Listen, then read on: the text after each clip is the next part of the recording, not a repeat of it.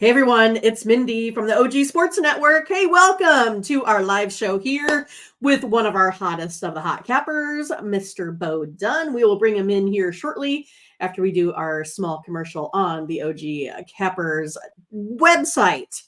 All right, you guys. Hey, if you are having any troubles right now in Major League Baseball, I know the place for you. We also have some playoffs going on, right? We have some hot pickers over here at the site. So make sure you get there here over the weekend. You can go ahead and pick up your favorite capper, unsolicited here over the next 3 days. So make sure you go ahead and pick that up. But let's have a look to see who is hot. You can see right now, there's lots of folks. Latifa and Dave. I see Bo. Bo is our baseball savant. Bo knows everything about baseball, you guys.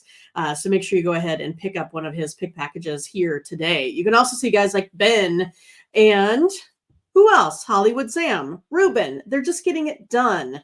And of course, there's Mindy and Tiffany and the OG Cappers VIP account. So you have your choice of all of these hot cappers here over the weekend. But we know someone that knows baseball. His name is Bo. How are you, Bo? What's going on? Anything good? I'm doing. Hey, look, that leaderboard is it's just so many people that's like going 4-0. It's hard to make the top of the list. You know what I'm saying? It really is, right? Like you could be 3-0, but the person with 4-0, comes up on the top 5. Like it's almost not even fair to have 5. We should almost have the whole list of, all of the 20 hot cappers there. Yeah, everybody is doing great, so it's just amazing. It is. So that's good that we have everyone locked on early in the season to Major League Baseball.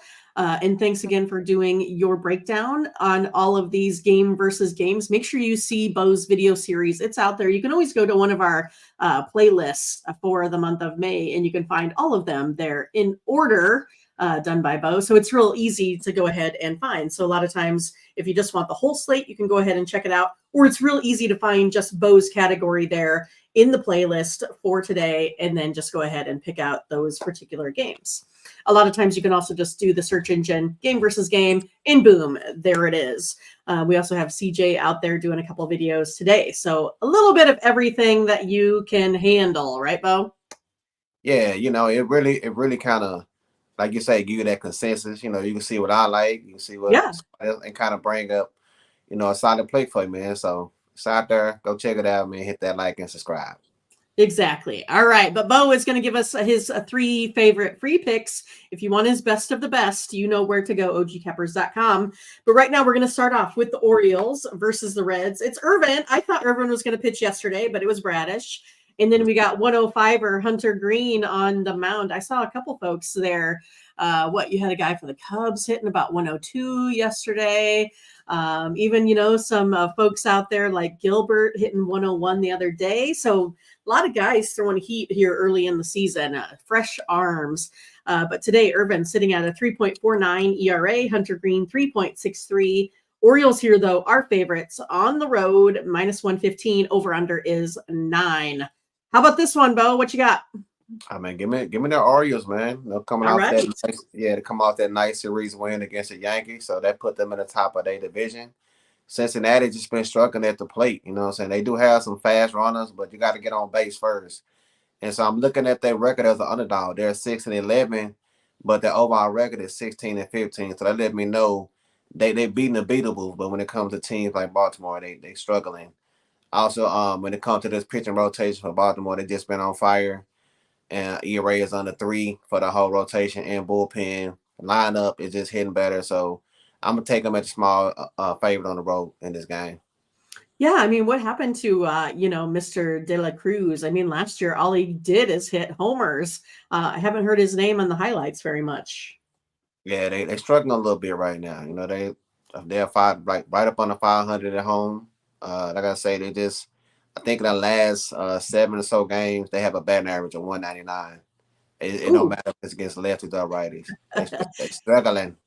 Yeah, well, I would say a 199 is a bit of a struggle, that's for sure.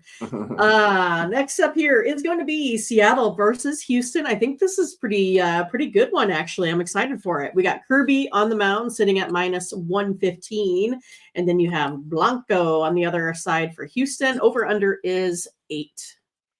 All right, Blanco in his last 3 starts, he's allowed 6 runs. So that no is kind of the distant pass that he gets to run. So, but this guy on the other side, man, he's been great. He's not allowed a run in his last 2 starts. This Seattle rotation is pitching pretty good, and if for some reason they love playing Houston in Minute Maid Park. Last Yeah. time they played there, they're 8-2. So he's Houston is just they struggling this year. They had a rough series against Cleveland in the last outing. I like the way the Mariners have been playing, but they don't won the last 5 out of 7. So we're getting great value. The last 3 times he pitched against Houston, they only have a batting average against him of 162. So, and that bullpen for Houston is ERA is over 5. So give me Seattle. I think they get this win in this first game of the series. Yeah, I mean, and they're the ones that are leading bullpen wise. 1.60 is Seattle. Kirby, luckily, he's a guy that gets run support from Seattle. I am unsure why Gilbert suffers so much without getting any run support. I don't know if it's just his day in the rotation. Maybe the Mariners are a little bit tired, but Kirby is a guy that gets run support. And I always think it's worrisome too, right? If you're Houston and you're like, well, we got to send Abreu to the minors. Yeah, For him only hitting not even 100. I mean, that's pretty bad. I mean, that's like, not being able to hit 1 out of 10 tries. I mean, can't we bunt or do something? yeah. Like I say, if these guys kind of go back when you're in a slump like that, I would kind of do things like that, bunt and just Yeah. try to get just try. Manufacture it, right? Yeah, just put the bat on the ball. That'll just kind of give you some confidence. But these guys just lost that skill, man. They always trying to hit it out the park or hit some doubles, man. Just put the ball in play, and just see what happens. Yeah. So, Bo, I was surprised on your list that you did not have, the Mindy versus Bo grudge match of the Rangers and the Royals on your list. Instead, we are getting the Padres versus the Diamondbacks. You got Dylan Cease here on the mound versus Mr. Slade. What an awesome name for a pitcher. But minus 110 for the Padres here on the road. Over under is 9.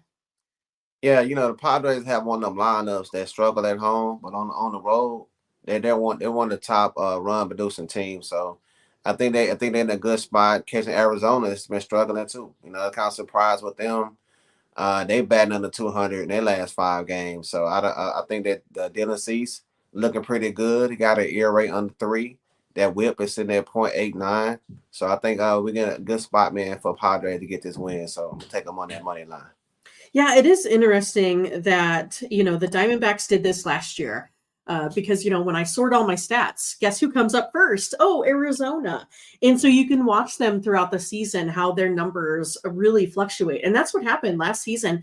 They were really high, meaning bad in Major League Baseball when it comes to slugging, batting average, and such. But then as they've gone throughout the year, they went from say 26 to down to 7. And so they really, I think, need to start going in the right direction. They have been struggling. And even I think they've been struggling a little bit here with the bullpen as of late. And that's kind of surprising, here too, if you ask me. But I don't know. This Arizona team, they're pretty decent after a loss. And what is it with the Padres that they can't do anything in front of their home crowd? I don't know. Maybe they feel the pressure. I don't know. That You know could what I'm be. saying? That could be. Yeah. When you at home, your crowd is expecting to come and see you do well. So maybe that little pressure get to them when you're on the road, not so much. They play a little loose. That's Yeah. probably. Well, I think it's funny because, I was watching something with Cashman was on, right? Not Cashman. Who's the guy that owns the Red Sox? Mm, What's his name? I can't remember. right now. But you guys know who I'm talking about. The owner of the Red Sox. He was always talking about they were talking about him and they had Kansas City on for whatever reason, right? But they're like, yeah, Kansas City at home, you get bases loaded situation, that sort of thing. and you get a strikeout, and you get the KC guys that are still cheering.